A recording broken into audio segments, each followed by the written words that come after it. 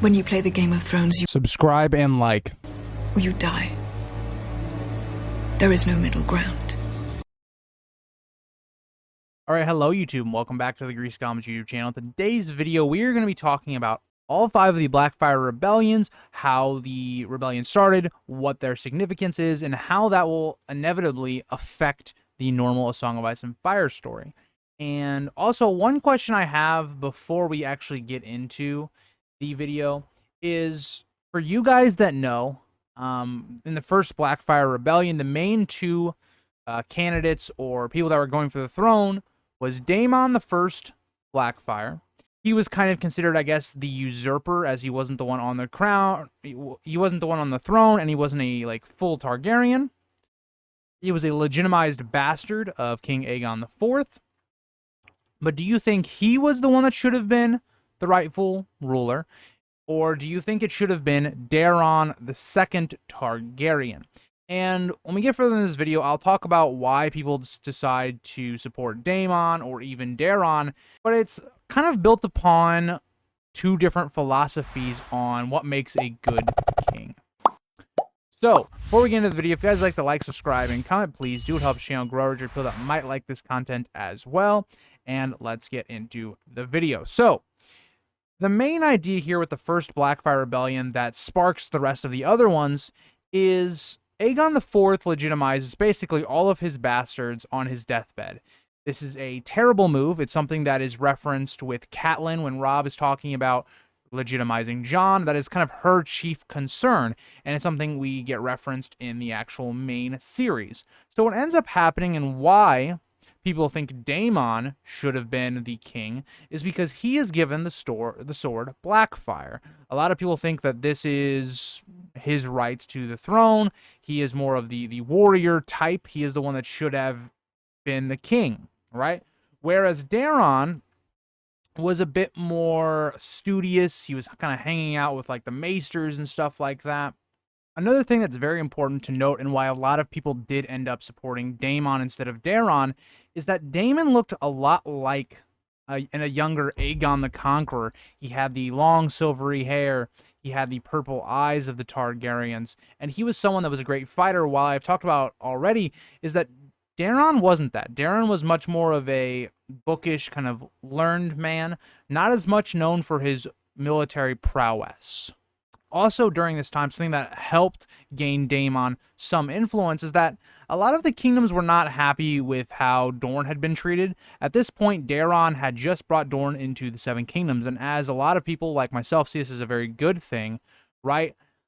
This wasn't seen as a great thing by a lot of the other kingdoms because Dorne was kind of allowed to keep, the Prince of Dorne and all that stuff. They were allowed to keep a lot of their customs, and they had a lot of power in growing in King's Landing. Whereas a lot of the other kingdoms had to kind of give up some of their customs when they joined the kingdoms, while Dorne did not. And this kind of played directly into someone like Daemon's hand.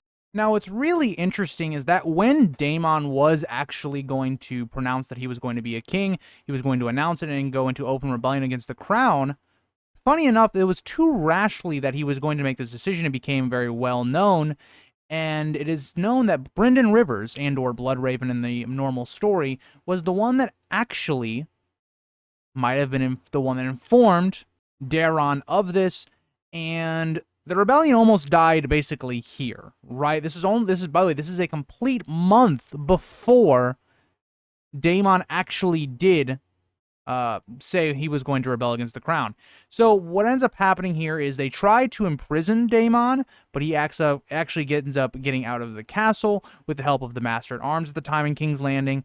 And then the first Blackfyre Rebellion starts. It will last only a year, but it will have major consequences on the history of the Targaryens and of Westeros as a whole. This was a very polarizing time for the kingdoms because you had to choose very carefully, and there were a lot of lords that actually would kind of support both sides, never really openly going, yes, we are fully on this side, just to try and keep their position with whoever ended up winning. But it basically goes, half the kingdoms went for Daeron and half went for Daemon. So eventually there's some victories won by the Blackfyres, whether that be in the Riverlands or the Vale or anything like that. But it all kind of culminates into this one battle that sets the whole tone, and that is the Red Grass Field. What followed afterwards was nearly a victory for the Blackfyre Rebellion, as Daemon led his forces against House Arryn. This was led by Lord Donald Arryn at the time, and to begin this battle, Daemon actually did break the Arryn forces, but eventually Sir Gawain Corbray, hopefully I said that right, of the Kingsguard arrives with reinforcements, and this is said to be a duel between Corbray and Daemon Blackfyre that lasted nearly an hour, or to something like that. Both of them had Valyrian swords, one having Blackfyre and Daemon, and the other having Forlorn and Gwaine, which however you say his name. I hope you guys correct me in the comments. And the two went on for a while, and eventually Sir Corbray was injured and could not continue fighting. Now, what we see here is an act of honor or chivalry, where basically Daemon kind of dismounts off of his horse and tells them to get him off the battlefield so that he can, hopefully not die because he had such a good fight. It's very similar to what we see with Robert Baratheon and Barristan Selmy later on in Robert's Rebellion, where Baratheon spares Barristan after he is kind of injured in the battle and lets him continue being Kingsguard because of how good of a fighter he is and how honorable he is. So that's what ends up happening. Now, while all this is happening, Brynden Rivers, or Bloodraven, like we talked about earlier, gets a position on the Weeping Ridge. So he commands a kind of an archer remnant of the Raven's Teeth is what they ended up being called, and this kind of overlooked the battle. So if you kind of would imagine maybe like a hill kind of looking down, or a ridge looking down on what's kind of going on, they start just kind of unloading arrows on the whole battlefield where Daemon is, and this leads to Daemon's heir Aegon dying, and then followed by Daemon Blackfyre himself. He also dies. Daemon's second son, Aemon, as soon as he takes up Blackfyre, he is slain as well. So we see Daemon and two of his children die very quickly in this battle, and not very honorably as well, as they are killed by arrow fire, basically. And the rebels began to break at this point, right? They just lost their king. The heirs to their supposed ruler are dead. And this is where Aegor Rivers claims Blackfyre, and he rallies the rebels. And they actually start to put up a pretty good fight until later on we see the Targaryen loyalist forces eventually pop up with Prince Baelor. But at this point, right, Aegor leads his forces to take on Brynden Rivers' forces, the Raven's Teeth, and this becomes a very deadly fight, right? Aegor eventually takes out Brendan's eye, which kind of makes him Bloodraven. He has all these kind of things, and also his eye gets taken out. It's a very bloody conflict that we have in this Battle of the Redgrass Field, and this is kind of the end of the first Blackfyre Rebellion. To get to the kind of aftermath of what actually ends up happening in this battle and how the Blackfyre line continues, first I want to mention that 10,000 men die at this battle. So it is a very bloody conflict, and one of the bloodiest in Westeros history. Not the bloodiest, but it's something that is definitely worth talking about. With this also, King Daeron's punishment of the rebels who had rebelled was very tough. A lot of people had to give up either lands or titles or wealth, had to give up hostages. It's very apparent that this was a conflict that if you picked the wrong side, you lost a ton. We see that this is a major kind of conflict in Dunk and Egg, where in the second novella, we see how a lord has lost some of his lands as well. And that is something that's very interesting to talk about, is that just because someone did end up picking the wrong side, even though they may not have even known any of the people, you lost a ton. And this is why there were certain houses that during this conflict kind of played both sides, so they didn't really lose anything, right? It's a very Tywin Lannister type approach to something like Robert's Rebellion, and it was a very smart move for a lot of these. So what ended up really also coming to this was Aegor Rivers, who again is the person that takes Bloodraven's eye, is able to get Blackfyre, leave the battle, and escape to the Free Cities. He also takes Daemon's widow and remaining children, and eventually they end up in Tyrosh. And this would kind of start the exile for Daemon's descendants and their struggle for trying to get to the Iron Throne. And this is kind of how they plot for 4 more rebellions. So we'll get into the second Blackfyre Rebellion next, but that is kind of the summed up version of what comes of what happens leading into the First Blackfyre Rebellion and why it's become such a major conflict throughout the history of the Targaryens. So, moving on, we have the Second Blackfyre Rebellion, which is something we get a very good description of within the Dunk and Egg novellas. This is actually the third novella, and it documents the Second Blackfyre Rebellion. It's not really much of a rebellion, as we don't actually see any real battles. It's more of like a plot that gets foiled very quickly. So, the idea here is this has been a little bit after. It's been about 16 years after the first Blackfyre Rebellion starts, and the big reasoning as to why that they're able to do a second Blackfyre Rebellion is because there was a great spring sickness. And as I talked about with the ending of the first Blackfyre Rebellion, you will note that I said a lot of these houses that were rebels had to give up hostages.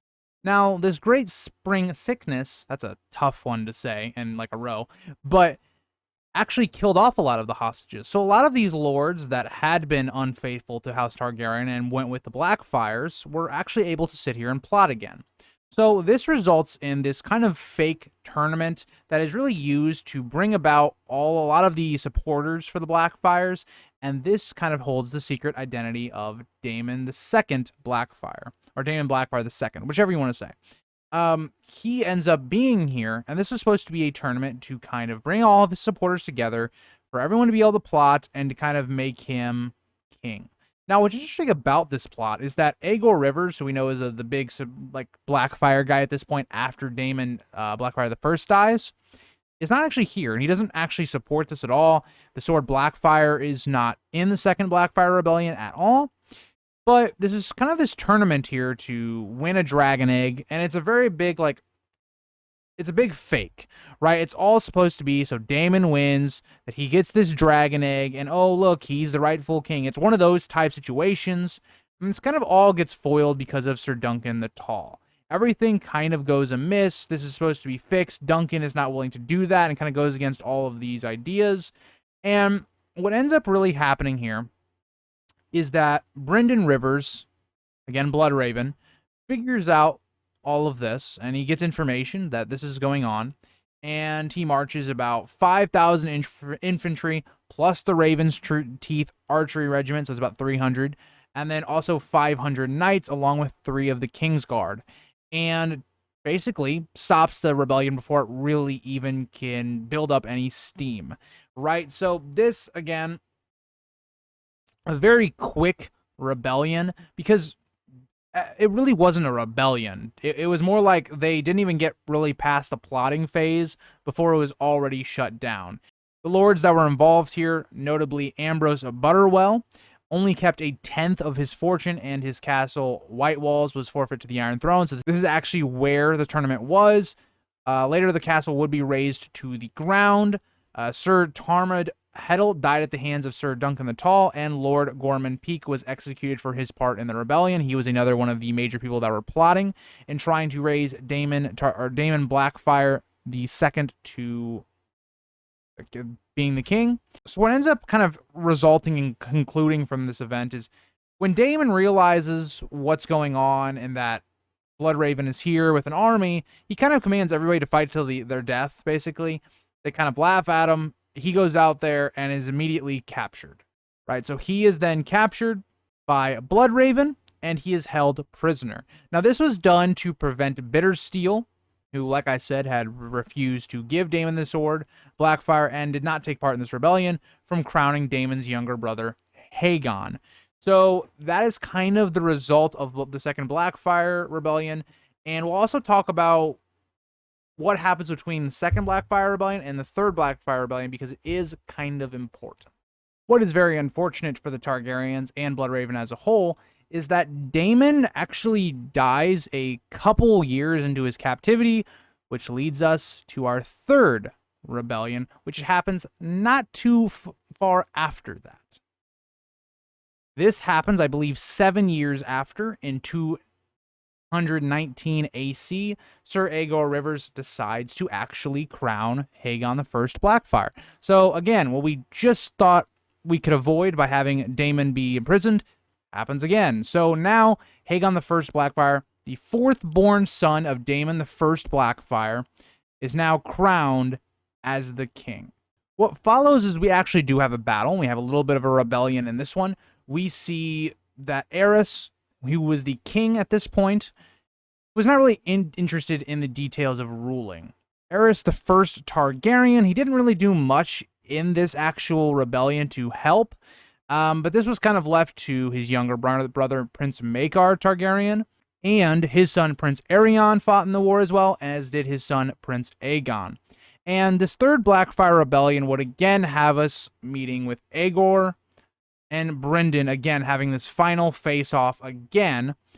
And what ended up happening is Aegon the First actually like surrenders, basically. He surrenders, he gives up his sword, and he is actually dishonorably killed. So again, another Blackfyre is gone, and that concludes the third Blackfyre Rebellion. So as you can tell, after the first one, a lot of these rebellions really, they were pretty quick. Like they did not last very long, but they were just minor inconveniences to the Targaryens after the first one. And this one, again, another Blackfyre is slain. So the aftermath to this is Aegor is then taken captive, and he's brought in chains to the Red Keep in King's Landing.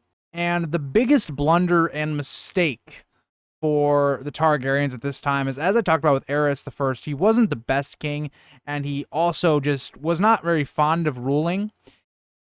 Everyone is basically telling him to kill Aegor Rivers. Bloodraven's telling him to. Aerion is telling him to kill him.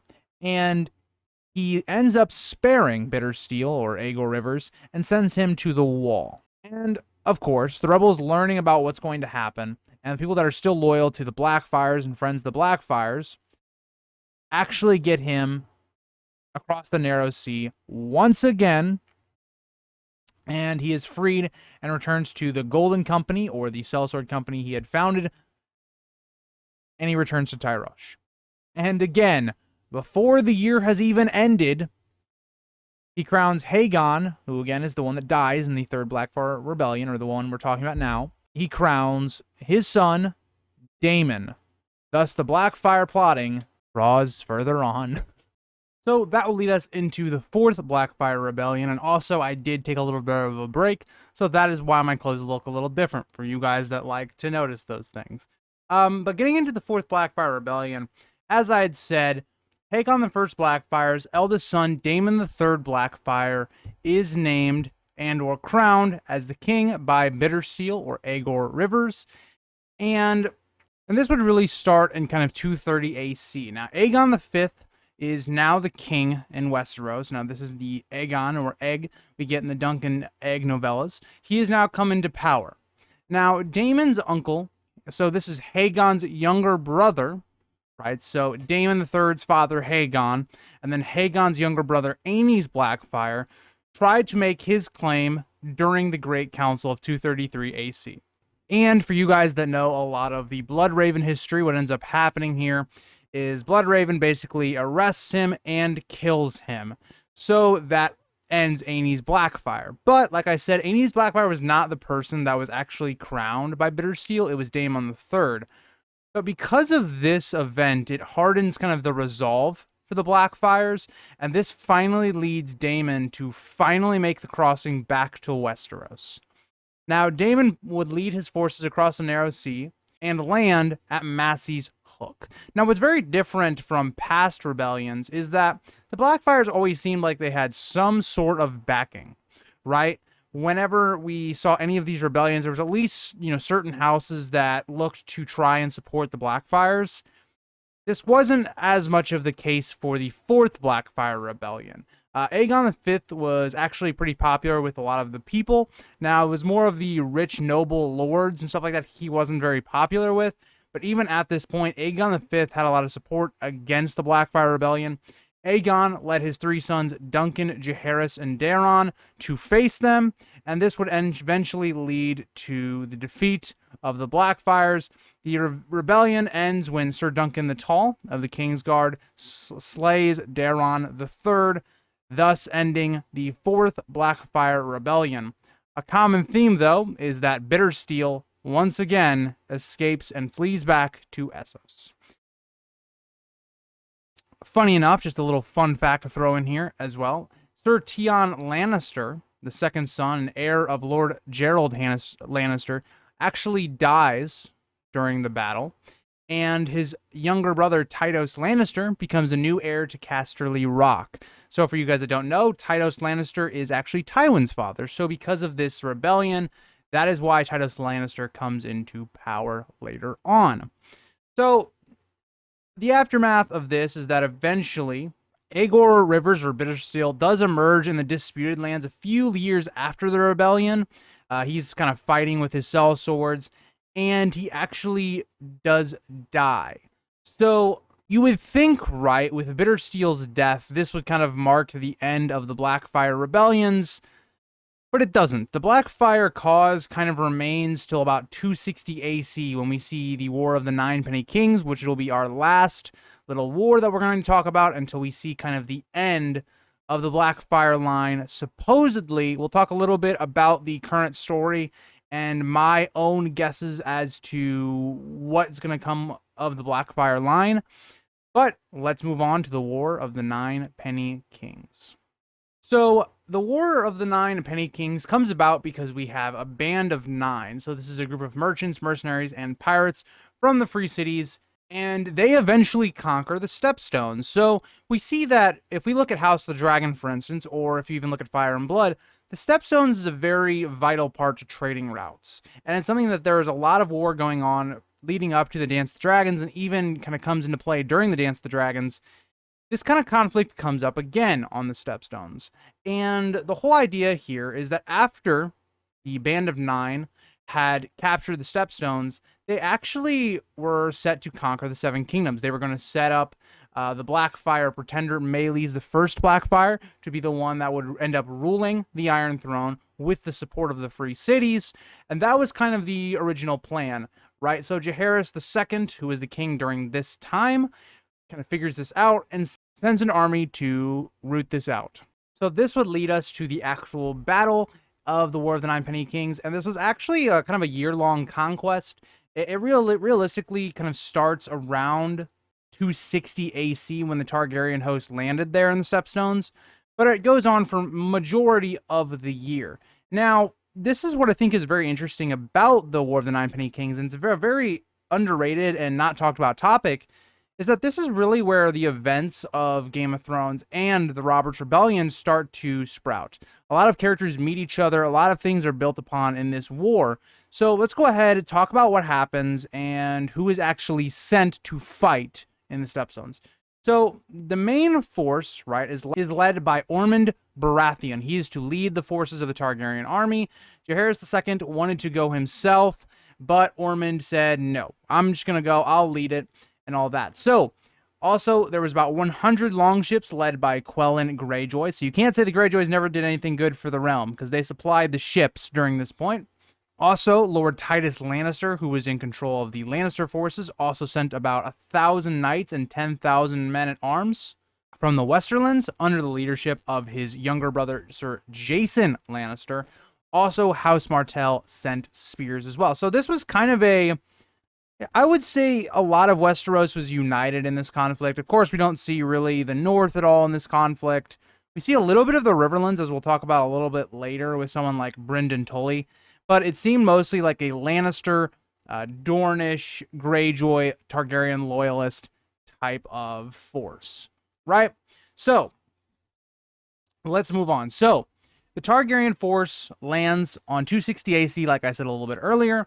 And there was a ton of fighting. A lot of people that are very important to the story die. So Lord Ormond Baratheon dies, this giving the command now to Gerald Hightower. He would now lead the Targaryen forces. He, at this point, was the Lord Commander of the Kingsguard. So another fatal casualty we have was Sir Jason Lannister. This is Tytos' younger brother. He was also killed. So then Lord Rojar Rain would lead the Westerman forces to several key victories during the war. But why this is so important is if you look at Ormond Baratheon, right?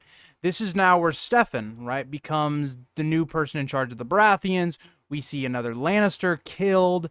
A lot of things happen. And so as we keep going, there's also a bunch of younger people that I think are going to be very relevant to the plot, as you guys will know. But many people kind of made their names during this war. We had Steffan Baratheon, as I talked about, Brynden Tully, Tywin Lannister, and Kevin Lannister. Can't forget about Kevin. Aerys Targaryen, which would become the Mad King. So this is kind of where all of these characters would meet, where they would maybe become friends, and all of that. Now, the big key point here, and where the rebellion ends and where the tide kind of turns, is where Barristan Selmy, who kind of makes his name in this war as well, cuts through the Golden Company's ranks and slays Maelys Blackfyre, or as he was known as Maelys the Monstrous, in single combat, therefore ending the Blackfyre male line. For all we know, I think there's a lot of hints that there is a female line that leads to a certain character within the normal Song of Ice and Fire story, but that is how it comes to an end. So other notable things to talk about during the War of the Ninepenny Kings is that Lord Hoster Tully became acquainted with Lord Baelish, not Peter, right? Peter Baelish's father, and they fought side by side. Lord Baelish did some sort of service for Hoster. We're not exactly sure what that is, which was then later repaid because Hoster then takes Baelish's son Peter as a ward in Riverrun, and we know how impactful that is. Now, another key point, I've talked about a lot about the Maester conspiracy and stuff like this, but also Jon Arryn becomes acquainted with Lord Rickard Stark of Winterfell and Lord Steffan Baratheon of Storm's End. So, very interesting, because this would then lead to Jon Arryn taking Eddard Stark and Robert Baratheon as his wards at the Eyrie later on. So we see a lot of friendships building during this time. We see kind of a little bit of we see the seeds of what is to come in the Robert's Rebellion and the main story. So a lot of things happen during this time period. And because of this event, and because of Barristan Selmy's heroic deeds, when the time comes and there is an opening in the King's Guard, Barristan is immediately named to the King's Guard. And that is the end of the Blackfyre Rebellions. That is considered the 5th Blackfyre Rebellion of the War of the Ninepenny Kings, and we haven't seen any of them yet, or have we? Has there already been a 6th Blackfyre Rebellion? Are we seeing it in front of our eyes? I am someone that believes Aegon, or the character being said is Aegon, or Rhaegar's son, isn't actually a Targaryen. I believe he's a Blackfyre. If you want to see my thoughts on that, I will check out some of my other videos. I've done a ton of videos on Aegon's parentage. I've kind of gone back and forth, but if he is a Blackfyre, and it makes sense with the context of the Golden Company supporting him, as I've gone through this time, think about it. I mean, every Blackfyre Rebellion has involved the Golden Company. They've always wanted to go home with a Blackfyre, put him on the throne. Is this the chance where maybe they succeed? Right? So that is the whole idea. But let me know what you guys think. Did you guys like the video? I hope so. It took a decent amount of research. It's probably going to be a longer video, so I hope you guys enjoyed the Blackfyre Rebellion's history. And I hope you enjoyed their lore, because they are quite literally one of my favorite houses. And yeah, so thank you guys all for watching, and I'll see you guys in the next video. Bye, guys. If you think this has a happy ending, you haven't been paying attention.